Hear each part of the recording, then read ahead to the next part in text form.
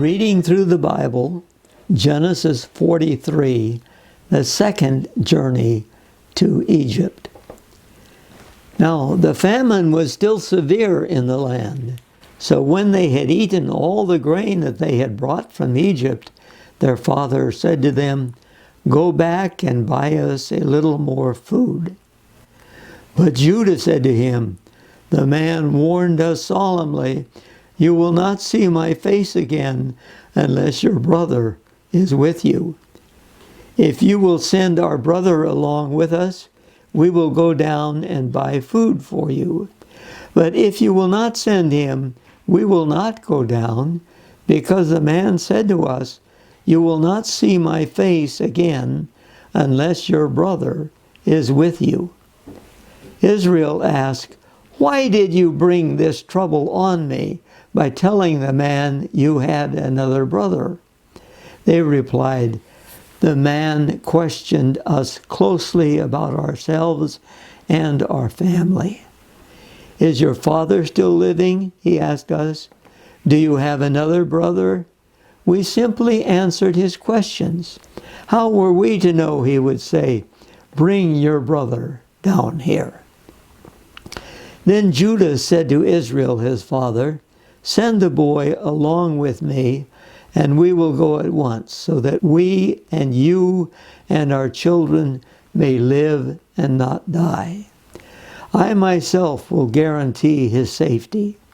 You can hold me personally responsible for him. If I do not bring him back to you and set him here before you, I will bear the blame before you all my life. As it is, if we had not delayed, we could have gone and returned twice." Then their father Israel said to them, "If it must be, then do this. Put some of the best products of the land in your bags and take them down to the man as a gift. A little balm and a little honey, some spices and myrrh, some pistachio nuts and almonds.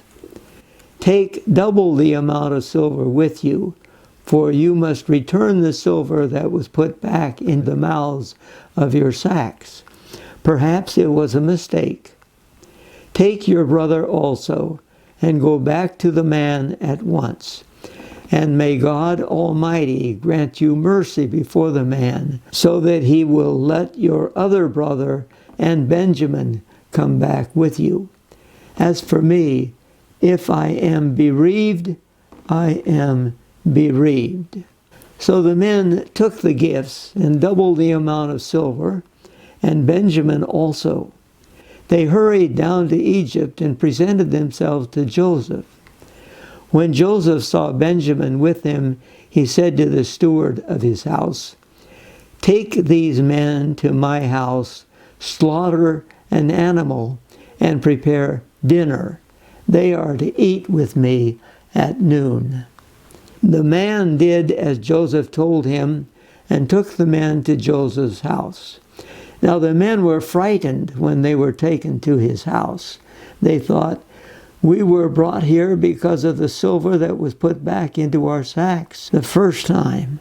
He wants to attack us and overpower us and seize us as slaves and take our donkeys." So they went up to Joseph's steward and spoke to him at the entrance to the house. "Please, sir," they said, "we came down here the first time to buy food. But at the place where we stopped for the night, we opened our sacks, and each of us found his silver, the exact weight, in the mouth of his sack. So we have brought it back with us. We have also brought additional silver with us to buy food. We don't know who put our silver in our sacks." "It's all right," he said. "Don't be afraid. Your God and the God of your father has given you treasure in your sacks. I received your silver." Then he brought Simeon out to them. The steward took the men into Joseph's house, gave them water to wash their feet, and provided fodder for their donkeys. They prepared their gifts for Joseph's arrival at noon, because they had heard that they were to eat there. Then Joseph came home.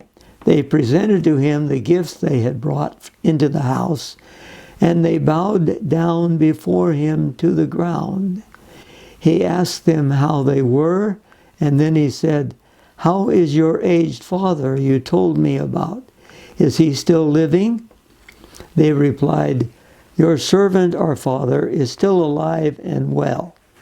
And they bowed low to pay him honor. As he looked about and saw his brother Benjamin, his own mother's son, he asked, "Is this your youngest brother, the one you told me about?" And he said, "God be gracious to you, my son." Deeply moved at the sight of his brother, Joseph hurried out and looked for a place to weep. He went into his private room and wept there. After he had washed his face, he came out and, controlling himself, said, "Serve the food." They served him by himself, the brothers by themselves, and the Egyptians who ate with him by themselves, because Egyptians could not eat with Hebrews, for that is detestable to Egyptians. The men had been seated before him in the order of their ages, from the firstborn to the youngest, and they looked at each other in astonishment. When portions were served to them from Joseph's table, Benjamin's portion was 5 times as much as anyone else's. So they feasted and drank freely with him. As you noticed here on the second time when they go down, that their brother Benjamin is with them. And when Joseph sees him, he himself weeps, and he has to retire to his own room until he recovers. And then when they are eating, you notice that Joseph is eating by himself because he's not Egyptian. And the Egyptians eat by themselves, and they will not eat with foreigners. And so they are at a table by themselves. So you actually have 3 different parties here who are all eating in the same room, eating the same food, but they are not commingling with one another. Again, they bow down to Joseph, and so this is a fulfillment of the dream once again. And you'll notice that when they are seated in the order of their birth. How did Joseph know that?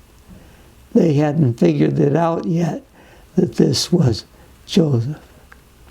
You notice that the gift that is taken down to Joseph is the products of the land of Israel. You have a balm and honey and spices and myrrh, and then pistachio nuts and almonds. These are native to the land of Israel, and they are considered delicacies. So this is an excellent gift to take to Joseph.